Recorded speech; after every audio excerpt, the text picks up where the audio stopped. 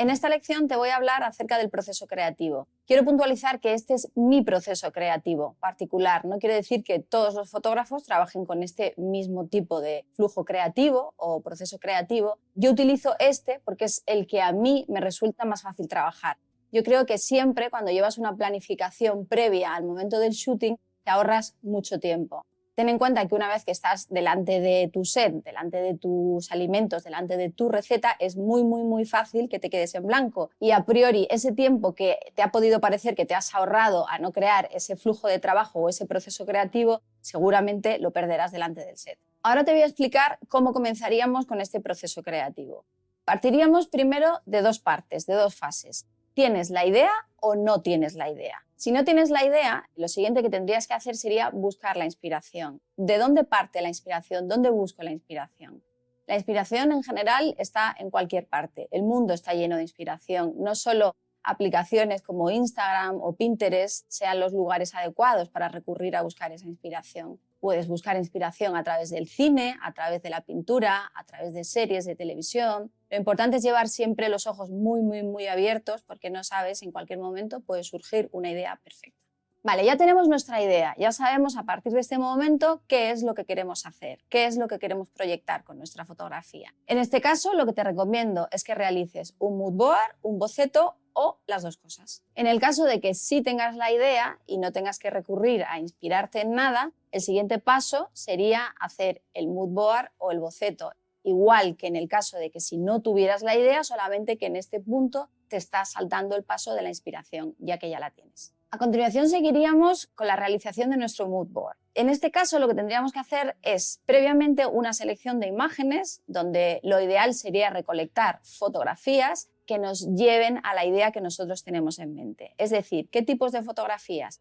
Pues podemos buscar fotografías en las que se represente una sensación, porque nosotros queramos transmitir en esa fotografía una sensación, por ejemplo, de melancolía. Podemos buscar fotos que nos transmitan paletas de colores, la paleta de color que nosotros deseemos crear en esa escena. Podemos buscar fotografías que nos den ideas acerca de texturas, qué tipo de texturas vamos a utilizar en el set, bien sea madera, cemento, en fin.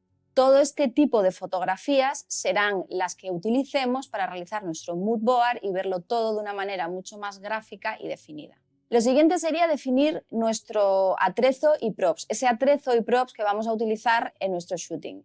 Siempre teniendo en cuenta qué tipo de fotografía vamos a realizar, obviamente el atrezo será de un estilo o de otro. En nuestro caso, como trabajamos con fotografía dark mood, evidentemente lo ideal será buscar atrezo y props que nos lleven a ese mundo o a ese punto de melancolía, de oscuro, de vintage, con lo cual casi siempre utilizaremos piezas antiguas, viejas, rústicas. Sería un poco extraño encontrar en una fotografía de nuestro estilo un plato, por ejemplo, súper moderno, con líneas muy rectas que rompería totalmente la idea y el concepto de nuestra fotografía. A la hora de elegir nuestro atrezo es súper importante que este atrezo o los props que vayamos a utilizar en la escena no le roben el protagonismo a nuestros protagonistas principales, que en nuestro caso son los alimentos. Que aporte a la escena, pero que no robe el protagonismo. El siguiente paso sería comprar los alimentos que vamos a necesitar para nuestra escena.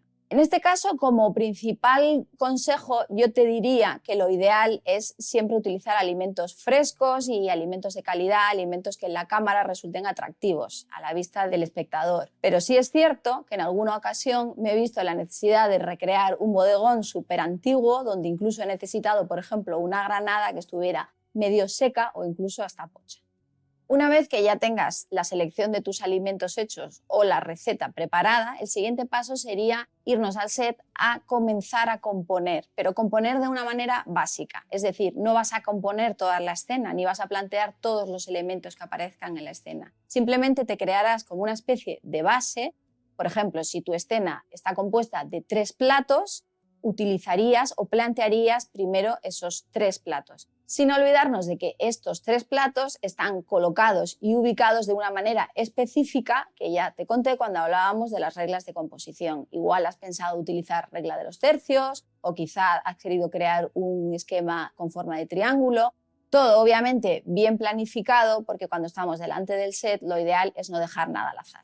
Hay que pensar que si vamos a cocinar, si tenemos que cocinar, Obviamente eso se hará en un paso anterior o posterior. No es lo mismo utilizar en una escena naranjas o manzanas, que no requieren de un proceso previo, que obviamente realizar una receta. En función de la receta que realicemos, también esa receta se cocinará antes o después. Hay que tener en cuenta que hay recetas que son muy perecederas y no las puedes cocinar, por ejemplo, el día de antes. En este momento continuaríamos componiendo, avanzando en lo que es nuestra composición. Es decir, como antes habíamos planteado, digamos, una base, ahora podríamos seguir añadiendo elementos a nuestra escena. A la hora de añadir los elementos a nuestra escena hay que pensar cómo de perecedero es ese alimento. Es decir, no es lo mismo que vayas a fotografiar un curry de gambas que una escena que sea en la que aparezca un bodegón con peras y manzanas. Obviamente, las peras y las manzanas las podrás añadir en un paso previo, pero sin embargo, si vas a emplatar un curry de gambas, obviamente este curry será lo último que añadas a la escena, es decir, el paso previo a disparar tu cámara. Lo mismo ocurre con alimentos como los helados. Por ejemplo, cuando trabajamos con polos o helados es indispensable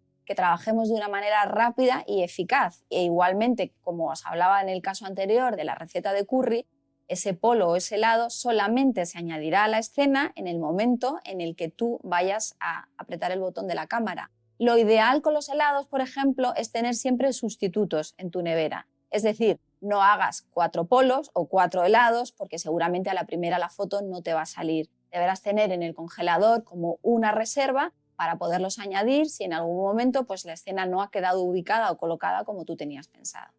En mi proceso creativo y a la hora de plantear yo mi flujo de trabajo, siempre hago pruebas de luz en el último momento. Esto tiene mucho sentido. Hago pruebas de luz en el último momento porque trabajo con luz natural. La luz natural es muy cambiante. Es decir, podemos estar delante del shooting, tener la luz perfecta, de repente girarnos para cambiar algún elemento, que pase una nube y nuestra luz haya cambiado y entonces toque cambiar de nuevo los parámetros de cámara. Y como podrás imaginar, el último paso sería disparar tu cámara.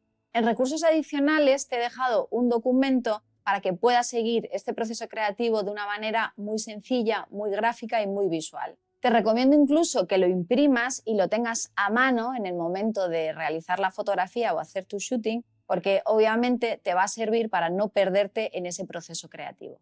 En la siguiente lección te voy a hablar del storytelling, que es la manera de contar una historia a través de una foto.